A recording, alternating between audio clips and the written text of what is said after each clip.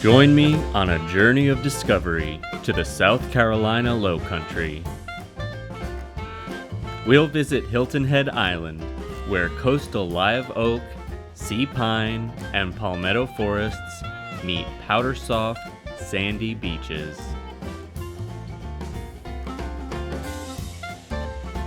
Beaufort surprises and delights with well-preserved history and heritage. And finally, Charleston, a bonanza of historic architecture and high-off-the-hog living.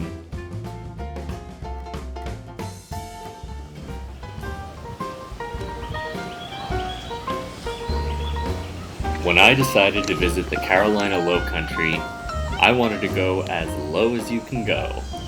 So I started at the southern tip of Hilton Head Island, marveling at the gorgeous canopy of live oak, Spanish moss, towering sea pine, and palmetto. Within the massive gated resort community of sea pines lays the Stoney Baynard Plantation ruins. These few walls and foundations are the remains of the Stoney Baynard Plantation, set within a clearing of lush live oaks, palmettos, swaying Spanish moss, and pines. Spanish moss catches the light and gently sways in the breeze, while the spice and incense fragrance of the fallen pine needles make this an incredible experience for the senses. The bountiful birdsong adds the perfect musical accompaniment to nature's composition. Here, one can envisage this beautiful land before it was developed into multi-million-dollar homes and golf courses. The home was built by Captain Jack Stoney in the 1790s and was once a grand antebellum plantation house overlooking the Calabogue Sound. Legend has it the house changed hands when Stoney lost a poker game to William Baynard in 1890. Baynard, a successful Sea Island cotton plantation owner, raised 4 children at the mansion with his wife Catherine. When the Union forces invaded Hilton Head Island in 1861, the Baynards evacuated the property. The residence was raided and served as Union headquarters during the Civil War, before being burned.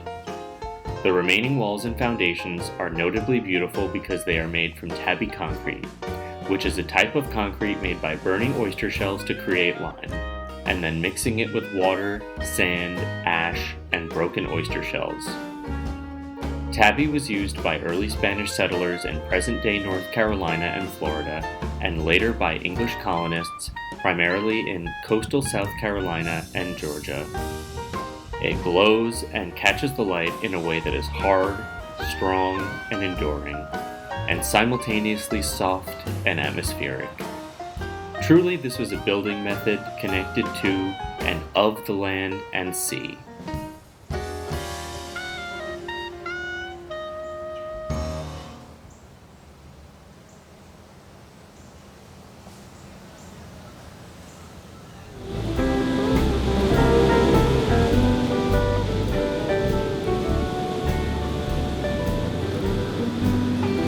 As the heat and humidity of the day built, the beach was calling. The beaches, marshes, and intracoastal waterways reminded me so much of the South Shore of Long Island. That flat, flood-prone area is always one strong storm away from full inundation. By comparison, the Carolina Lowcountry is even flatter.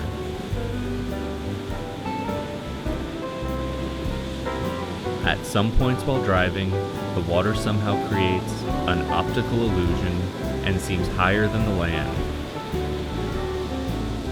With no dunes to speak of, the flat land continues directly from the sea pine and live oak forest into marshland or a very flat, powdery soft sand beach.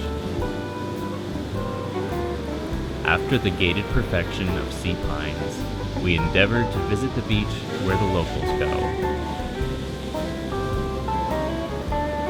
This beach was different because it was set in front of marshland and therefore set back from any hotels, condo blocks, or luxurious beach homes.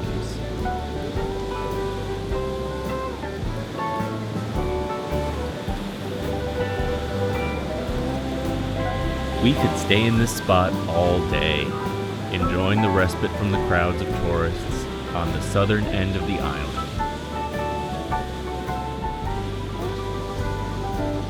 But and however, a gorgeous sunset waits for us, and we walk back on a tiny causeway through the marsh. The marshes are beautiful, but also contain alligators, leeches, and disease-carrying mosquitoes. The verdant beauty of the marsh also has an ominous message of danger.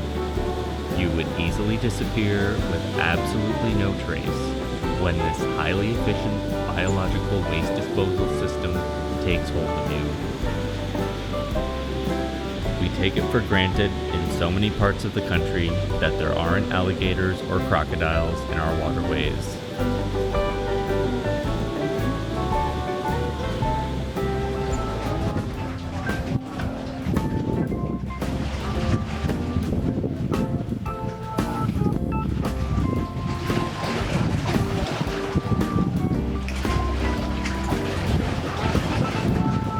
As the sun descended on the horizon, we headed to Harbor Town Lighthouse to watch the sun set over Dafuskie Island. Without a bridge to the mainland and only a few paved roads, Dafuskie Island has been preserved in time. Sitting here and watching the boats come in and out of the marina, our sunset is at high tide today.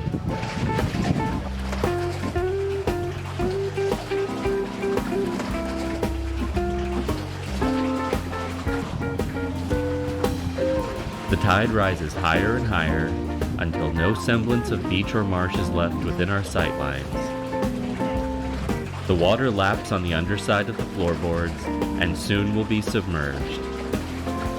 It truly felt like we were tempting fate, but I figured that the legs of the tripod wouldn't be damaged by the water, and the worst case scenario of wading back in a few inches of water was hardly unpleasant.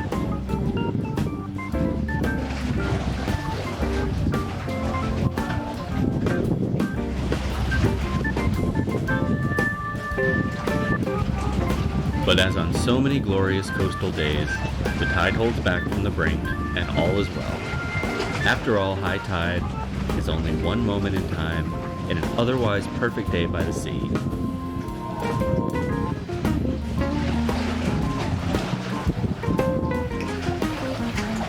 The cool breezes coming off the water are a tonic for the day's muggy heat. Such a contrast to California, with our velvety bone-dry air and lean, salad-eating demigods.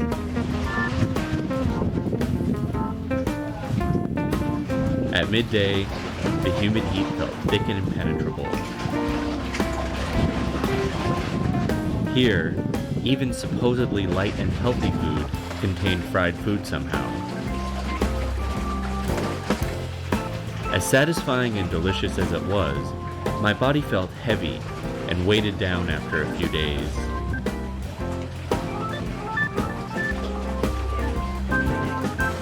My spare tire quickly reemerged.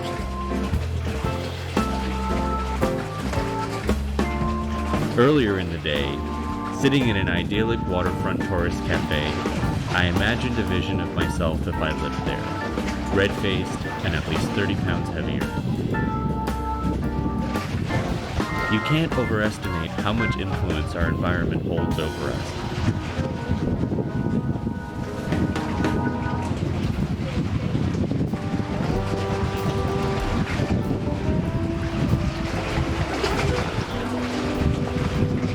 When I waddled my love handles back towards land, the humidity and heat hit me instantly.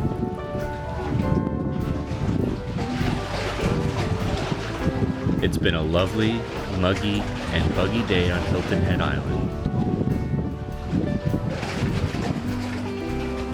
This beautiful place offers so much, but in many ways it feels like a northern colony in the south.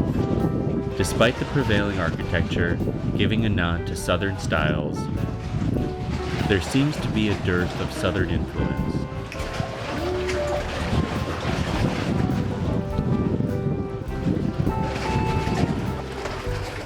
Perhaps simply because Hilton Head Island is a resort city that was built centuries after other settlements like Savannah and Charleston.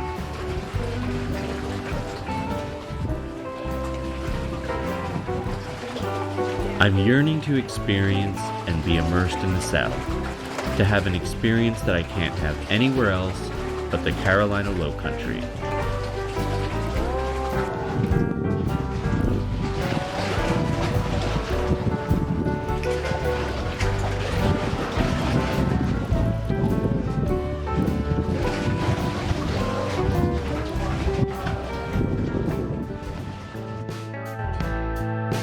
As soon as we arrived in Beaufort, it was as if someone had flipped a light switch, and suddenly we were in the South. The beautifully preserved historic architecture, swaying Spanish moss, and abundant art galleries begged to be explored and discovered. Along the waterfront promenade, we were drawn to a dive bar, situated well below sea level, beneath a grand antebellum Greek Revival mansion. Lily Pulitz are wearing ladies, chain-smoked and gossiped, while their husbands clapped and whistled along with the low-country Carolina classics performed by a charismatic singer with a black eye. Along with the heritage standards that every patron seemed to know by heart, he also sang an oddly heartrending version of Cher's Believe. When we walked into this tiny dive bar, we were greeted like old friends. I told the group in the bar how happy I was to have found the South after being in Hilton Head. That apparently merited a round of applause, and it was explained to me that Hilton Head is in the county, but it's not in Carolina. So there you have it. No wonder I was yearning for the South.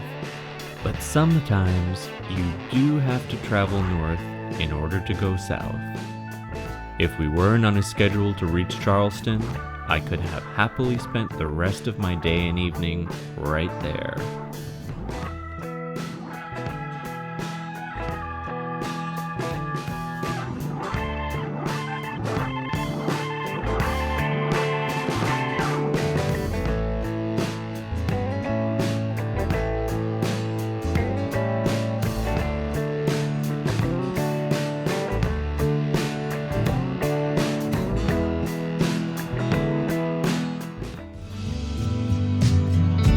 En route to Charleston, we stopped at an over 400-year-old live oak tree on James Island. The angel oak tree stands 66.5 feet tall, its trunk measures 28 feet in circumference, and produces shade that covers 17,200 square feet. From tip to tip, its longest branch distance is 187 feet. I was shocked to find it so busy, and as such, only took photographs and not video.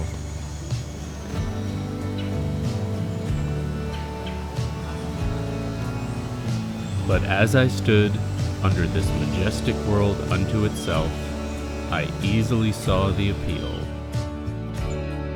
What an amazing living being, to steadfastly and majestically cling to life that truly deserves to be celebrated.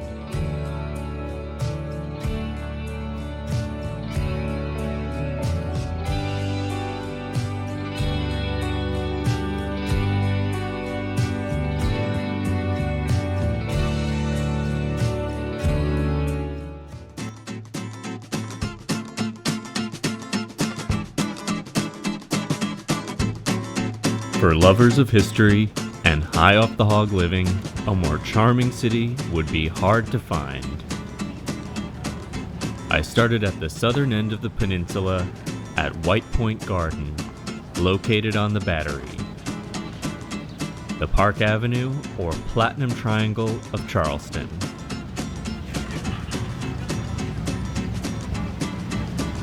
The towering live oak trees and their mosaic of bent, outstretching branches once again creates a majestic canopy.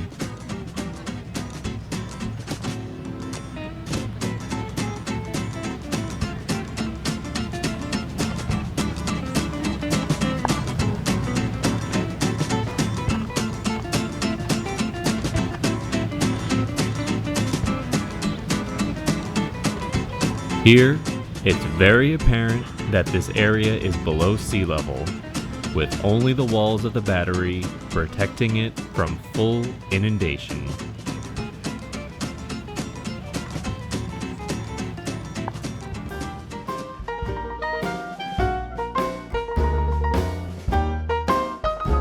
The pride in the architectural heritage of Charleston is incredible.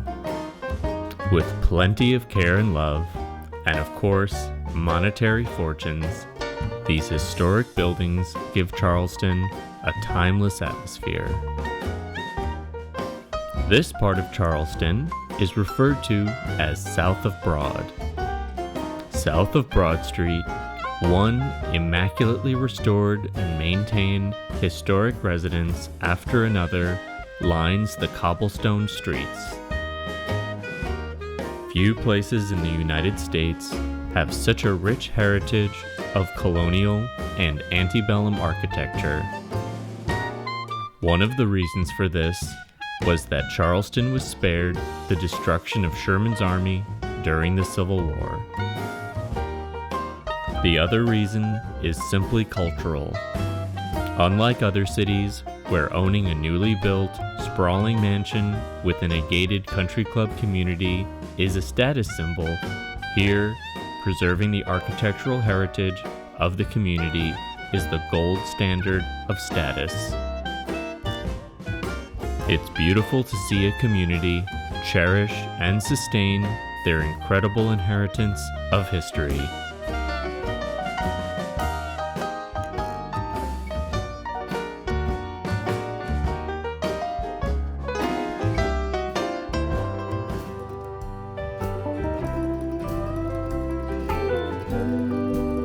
Of all of the architectural features, none exemplifies the culture of the South more than the veranda. In a world before air conditioning, the oppressive humid heat was largely inescapable. Shade, a cool coastal breeze, and a cold drink were the height of luxury. Rocking chairs, porch swings, and wide, covered balconies offer an intentional respite from the heat of the day and the outside world at large. Verandas were a feature of almost all colonial architecture in hot climates. Whether in Australia, South America, Africa, California, or Charleston, the European settlers needed a way to escape the heat and survive the intense climate that they had not been biologically adapted to. Here in Charleston, verandas were a place to gather, sip mint juleps and sweet tea, and share the stories of the day and tall tales of the past. These spaces were transitional, landing somewhere between inside and out, public and private. Dorothy Scarborough, a Columbia University professor, wrote in her book From a Southern Porch in 1919, quote, "The porch is the soul of the house. Poor and spiritless indeed is the structure which lacks it," end quote.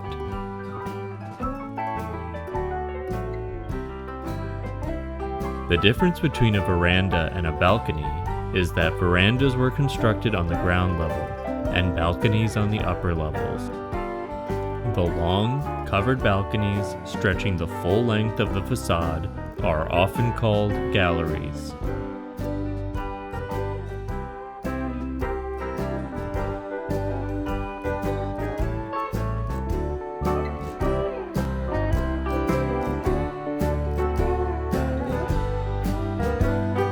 These fine homes on the Battery would have been the perfect place to watch the merchant ships enter and exit the harbor, illuminating the meaning behind the cliche phrase, "Waiting for my ship to come in."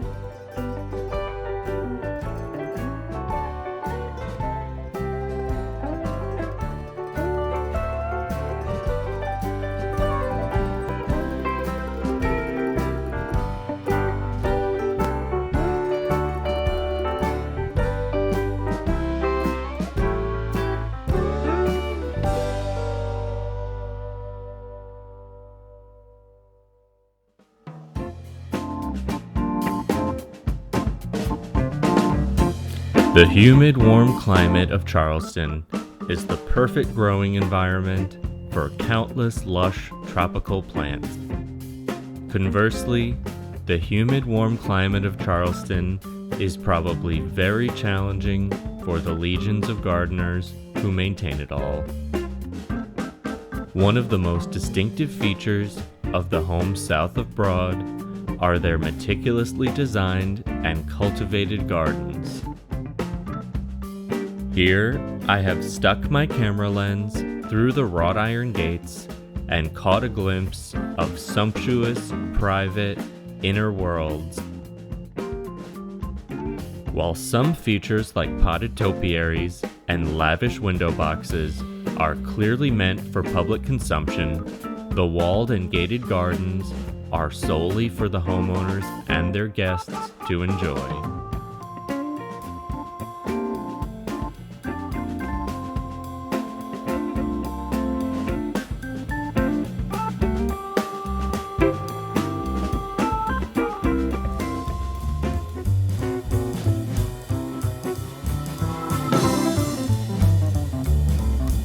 Rainbow Row is one of the most visited and photographed sites in Charleston. This series of 13 brightly colored houses along the waterfront were first constructed around 1740. Merchants would run their businesses from the ground floor and live on the top floors. After the Civil War, this area was rather run down and considered a slum.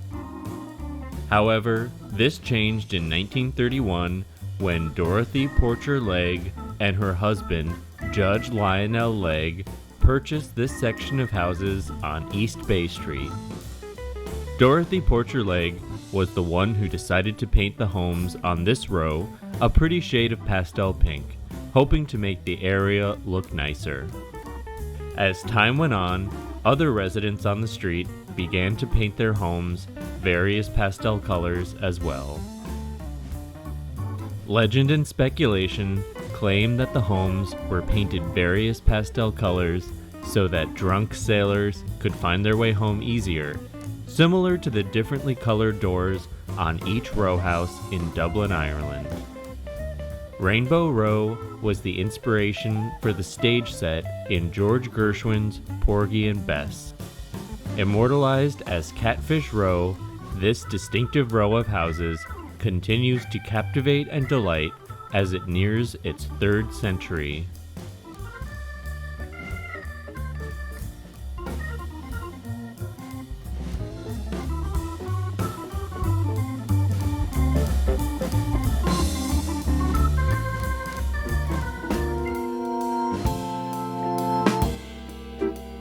On the Vendue Hotel rooftop, we are observing the city from above and watching the beautifully dressed locals, the college students, and the tourists mingle. Charleston is believed to have earned the name the Holy City because of the religious freedom found on the peninsula. Many houses of worship of different denominations are found here, and the tall steeples were useful landmarks for ships navigating the harbor. The relatively low rooflines on the southern end of Charleston have preserved this beautiful skyline.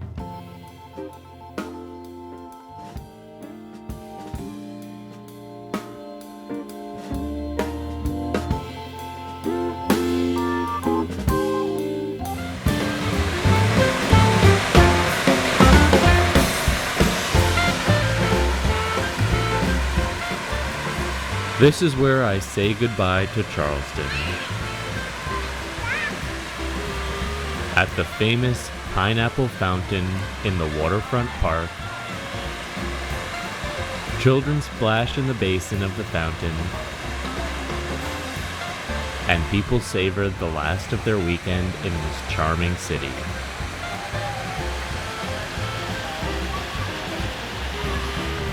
Until next time, thank you so much for joining me on this journey of discovery to the Carolina Lowcountry.